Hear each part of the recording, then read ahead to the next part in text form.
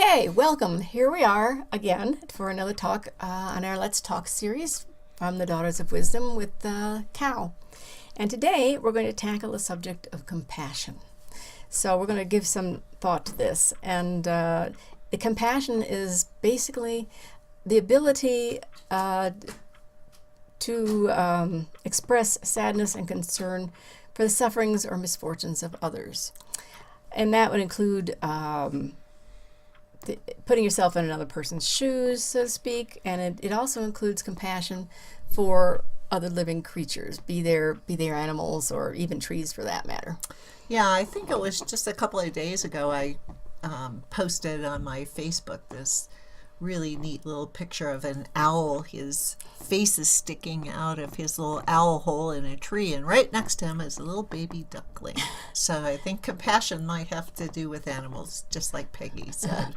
Yes, and one of my favorites along the same line is the cow that actually compassionately laid down and let a puppy nurse. Wow. So I thought I like those things. Yeah, those things are really kind of fun, and it's a good example of compassion. And so basically, we're going to move on here and have a bit of a discussion. Good. Well, one of the questions I asked myself when we were preparing for this topic today is this. Why is the ability to feel compassion for other humans and animals, even trees, important? And my first response to that was that compassion really creates this connection that with other creatures or other people that's outside of kind of the typical competitive connection that we have with people, or taking nature for granted. And so it ends up that compassion becomes more about giving rather than taking, even though compassion is primarily feeling based, having compassion for somebody, as Peggy said earlier, putting yourself in another person's shoes. And that kind of takes us back to things like, aside from compassion for animals, which we personally love a lot too, we also think about historically, if you think that compassion is a driving force behind things, for example, like the child labor laws. Yeah. If you remember back, quite a way back, they had little kids working in factories, losing fingers, whatever, and sometimes getting killed. And then the states, came along and started passing laws for that. People said we shouldn't have our little children working. Yeah. It's not right. And then we have, more recently, states that are trying to pass laws again for animals, for example, to stopping things like leg hold traps for capturing animals, because it creates such terrible suffering for the animals. And that's basically what we're doing, trying to, alleviate that kind of thing.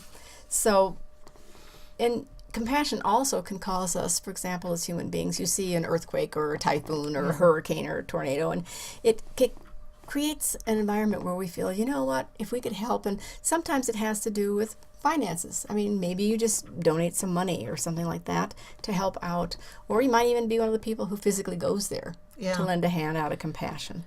Well, both of us lived for a long time in Florida, so we know the impact of a hurricane, and being on the other end of receiving people's compassion can really help you through. So not a bad thing. So I asked myself another question, and this is whether compassion and empathy, I kind of use the words interchangeably, although they're not exactly the same, but if they're natural traits, if they're unlearned, if it's something that we're actually born with.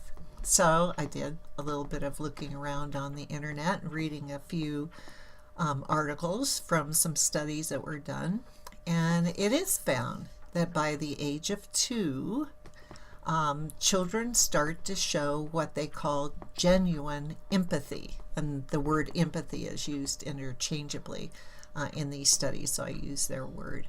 And that's understanding how other people feel even when you don't feel the same way yourself. So right back to putting yourself in another person's shoes.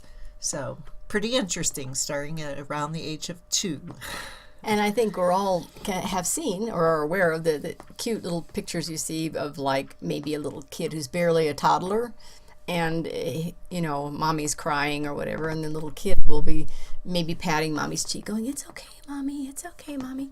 So it's an example of compassion. Yeah. And when we were having that discussion earlier, I'm interjecting here that there have been a couple of tearful times in my life when my dog has come up to me and showed great compassion, I guess really getting the feeling from me that I was unhappy, and my dog needed to come up and give me a little bit of compassion. Yes, and I have one also we refer to as Nurse Buddy, because if you're sick, Nurse Buddy will immediately be there, press up against you, whether you're in the bed or you're on the couch or whatever. There's a little Nurse Buddy wiggling around trying to get close to you. So I guess both Peggy and I are pretty big believers in the fact that animals definitely can exhibit compassion and empathy. So not only are we able to feel another person's pain, but we can actually try to soothe another person's pain through our actions, our compassion. This was kind of interesting to me. One final thing from the research that I did, and Peggy's going to talk about some that she did in a minute, but that psychologists believe that compassion or empathy is important in social and emotional growth in children. And if you miss out on that, you're not going to be a particularly healthy adult. So it's important. We're talking about sociopaths, maybe? Could be. So Peggy's research. Okay. We've also done some research into the fact that compassion is actually good for you, both emotionally and physically. So they've done some studies, whereas in as little as 2 weeks of practicing compassion with intention, meaning you're doing things intentionally and you're aware of what you're doing, it has a positive physiological effect on the body. In other words, it can lower blood pressure, it can boost your immune system response, it can increase feelings within you of calmness, and it's also shown that being compassionate is in effect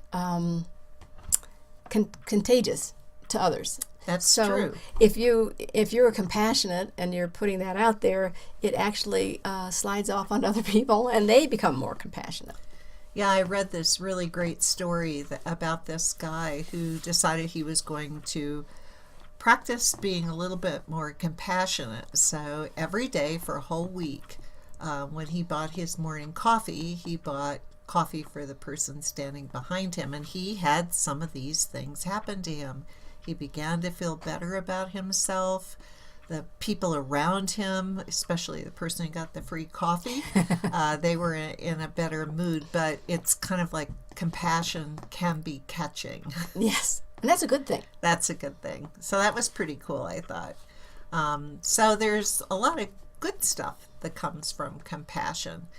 But one of the things I think that we probably need to talk about is there could be a negative side. And this is not necessarily about compassion, but examining what we might see around us inside ourselves about compassion. So we were having this very lively discussion about how it's very possible that people can get what I use the word hardened against their empathy and their compassion. You know, when you see the homeless guy on the street and you think to yourself, buddy, just get a job.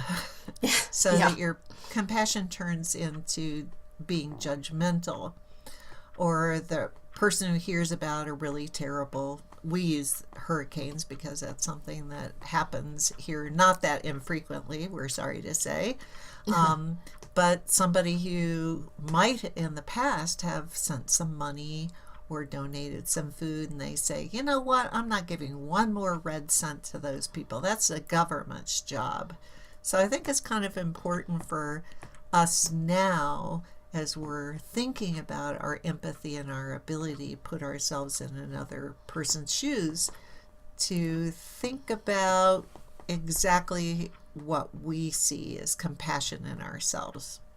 Yeah, so basically, I think this is something that we need to examine in ourselves, all of us, and spend a little time thinking about it. It's not just a very quick thing that you can just kind of slough off and say, "Oh, yep, now I know what I'm doing," because you know, where there's a skepticism or even anger that's maybe buried deep inside people.